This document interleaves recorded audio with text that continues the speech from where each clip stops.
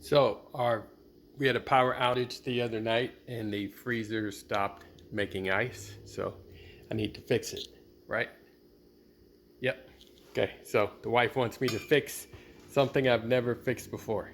So we took all the ice out of the ice maker. I need to remove the bin. There you go. Bin is replaced. So based upon my expanded experience with ice machines, what I'm going to do next is remove these 4 screws and see where we are. Okay, so 4 screws are replaced. Let's see if I can remove this cover.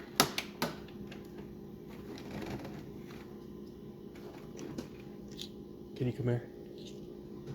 I'm going to get Dominic to hold it here so I can slide it out with 2 hands. My beautiful assistant.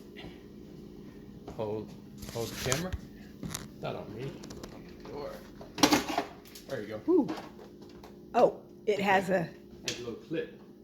Okay, so I need to undo the clip. There you go. Comes up. Alright, so as you see, what we have here is we have a bunch of ice on top of our ice maker. So that's not a good situation, so stand by. Okay, so as you can see, we've removed all of the ice. Simply done. We just took hot water, poured it over the ice, and had a bucket underneath to catch the water as it ran off. And then as we got all the water out, as we got all the ice out, we have water remaining. We just dried it out with the paper towel. Pretty simple. So we're going to put it all back together, see what happens. Good to go? Yep. So now all we have to do is put the screws back in. Stand by. Okay, 4 screws are in.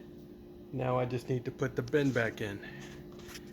My dear, will you hold the phone while I reinstall the bin? Easiest part of, oh, I need to turn it back on. Turn it on. Reinstall the bin. Okay, good. So let's see if it continues to leak.